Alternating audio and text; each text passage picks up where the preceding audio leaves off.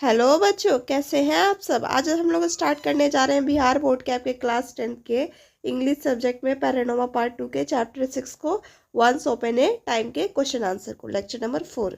तो आइए स्टार्ट करते हैं आपके इस चैप्टर को। ये चैप्टर हम लोग कर चुके हैं बच्चों, वंस ओपन ए टाइम, जिनकी ऑथर टॉनी मॉर्सन। और अगर आप नहीं इस चैप्टर को समझे हैं तो आप जाके लेक्चर देख सकते हैं, प्लेलिस्ट में अवेलेबल है, ताकि आपको अच्छे तरीके से समझ आए। क्वेश्चन आंसर को भी हम लोग कर चुके थे, लॉन्ग क्वेश्चन आंसर तक हम लोग पिछले लेक्चर में। तो आप लेक्चर नहीं देखे तो आप जाके देखें, ताकि आगे भी आपको समझ आए। आज हम लोग को करना है कॉम्पोजिशन पार्ट बच्चों। तो आइए स्टार्ट करते हैं आज के कॉम्पोजिशन पार्ट को। ये रहा बच्चों आपका कॉम्पोजिशन पार्ट। तो क्या कह रहा है, आइए समझते हैं। You receive the prize to writing a story, prepared a speech to delivery accepting the prize. कहा जा रहा है आपको एक प्राइज पुरस्कार मिल रहा है, जहाँ पे आप किस चीज़ के लिए, तो राइटिंग अ स्टोरी के लिए, जो आप कहानी लिखी है उस जब आपको उस चीज़ के लिए पुरस्कार मिले, जब आप प्राइज लेने जाइए, तो वहाँ पे एक स्पीच उसके लिए तैयार कीजिए। ठीक है, तो आइए हम लोग स्पीच देखते हैं, क्या लिख सकते हैं हम लोग। Ladies and gentleman, estimate the guest. ठीक है, पहला कहा जा रहा है लेडीज और जेंटलमैन, और जितने भी लोग यहाँ पे हैं। I deeply honoured humble stand before you today as respect the prize of my writing. मैं आज बहुत गहरे समान फील कर रही हूँ, जहाँ पे मैं आज यहाँ खड़ी हूँ इस पुरस्कार के लिए, जो मैंने जो राइटिंग लिखा था, जो कहानी लिखी। I am immensely grateful to organisation bestowing recognition upon me to my work. मतलब मैं अपने आप को आभार प्रकट करती हूँ इस पहचान के लिए, अपने काम के लिए। Writing is always my passion and to receive the acknowledgement to true dream come true. कहा जा रहा है कि मेरा जो राइटिंग है, लिखना जो है, लिखना जो है, ये मेरे पैसन है, और ये जो है मेरे सपने को क्या किया, सच किया। I owe the deepest gratitude my many individual to have the support I recognise to a long journey. मैं जो हो सबको कहीं ना कहीं आभार प्रकट करती हूँ, प्रत्येक जो मुझे सपोर्ट किए इस जर्नी में, इस रास्ते में। I my heart felted thanks to my family and whose unwavering believing in has been my guiding light। वो सभी को जिन्होंने मेरे इस जर्नी में साथ दिया। जैसे बताया जा रहा है, अपने दोस्त को, मेंटर्स को, कॉलेजेस को, ये सब क्या है, जो मेरे इनकरेजमेंट, जो मेरे को मोटिवेट किए, सहारा दिए, उन सबको कहीं ना कहीं thankful. Every story writing the लेवर of love, culmination of experience, imagination, dedication to craft. प्रत्येक कहानी जो है, जिसके पीछे प्यार होता है, एक्सपीरियंस होती है, कल्पना होती है, ये सारी चीज़ क्या है, डेडिकेशन होती है। आई firmly believe in the transformative power of a storytelling, inspire, uplift and unit of the people walk of the life। कहा जा रहा है कि ये जो कहानी है वो बदल देती है प्रत्येक व्यक्ति को, उसको इंस्पायर कर देती है, ऊपर उठाती है और उसके जीवन में आगे बढ़ाती है। फिर आगे कहा जा रहा है, with this award I am reminded to be profound responsibility has come beginning to write responsibility of my word to important issue and park conversation, forced empathy and understanding our life। कहा जा रहा है ये बहुत बड़ी जिम्मेदारी है अपने शब्द को, जहाँ पे एक इम्पॉर्टेंट पे मुद्दा देना, अपने जो स्पार्क ऑफ कन्वर्जेशन, जो कन्वर्जेशन है उस पर स्पार्क बनाए रखना, और इस पूरे विश्व को समझना। I place to continue the writing stories challenging perception of explore depth of human emotion and celebrate the beauty of human spirit। कहा जा रहा है ये जो स्टोरी है, कहीं ना कहीं ये क्या दर्शा रहा है, ये ह्यूमन स्पिरिट को दर्शा रहा है। ठीक है, जो सेलिब्रेट किया जाता है ह्यूमन स्पिरिट को, सुंदरता को। My hope is my word will be resonate to readers and make the meaningful impact of their lives.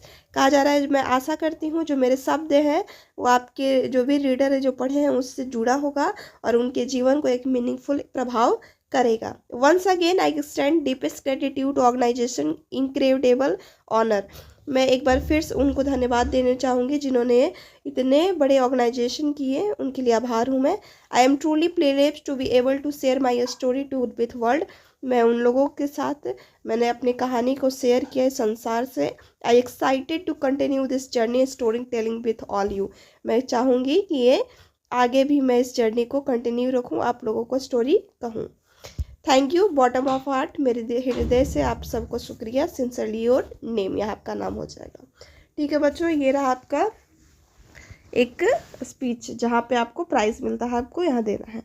Second जो है बच्चों, कंपोजिशन C.2 का कहा जा रहा है कि आप you are the signed and Amardeep आपका ये नाम है, ठीक है। You are the student of government secondary school Ramgarwa, ठीक है। आपका जो सरकारी स्कूल है उसका कहाँ पर है, रामगरवा में है। You are secretary culture of society of your school, मतलब आप जो है महासचिव जो हैं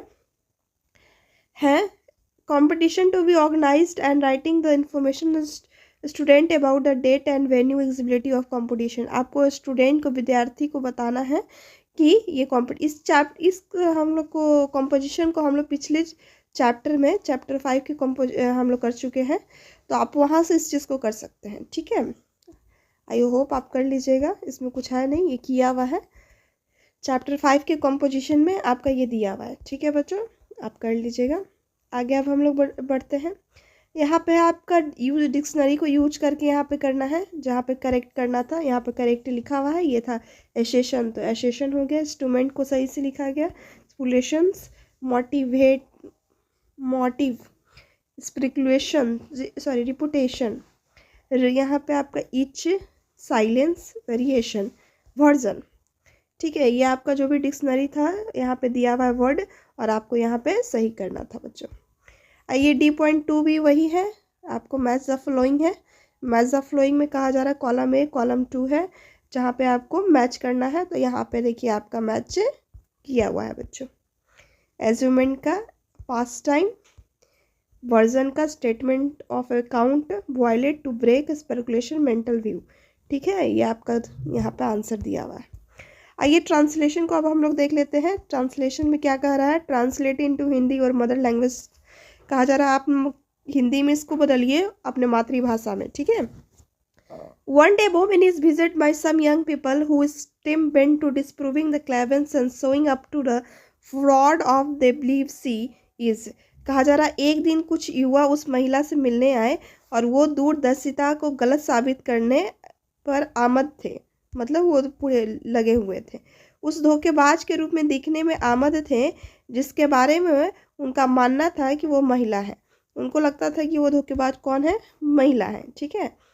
फिर आगे कहा दे plan is simple, they enter the house and ask the question to which riders slowly on the difference from them and difference they regarded as profound disability, her blindness।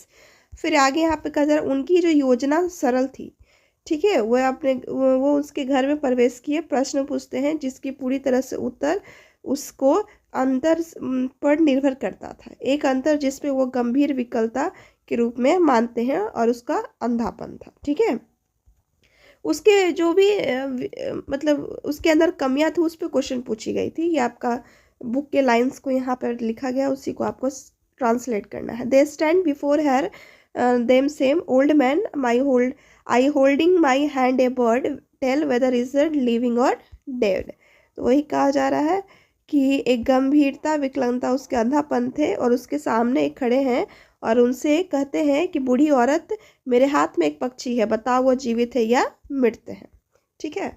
ये रहा बच्चों आपका ट्रांसलेशन। आई होप आपको ये chapter समझ आया होगा और आपके क्वेश्चन आंसर को भी समझ आया होगा। ये आपका ग्रामर पोजीशन हो गया। तो अगर वीडियो पसंद आए, अगर लेक्चर पसंद आए तो लाइक और सब्सक्राइब शेयर ज़रूर करें। Thank you so much.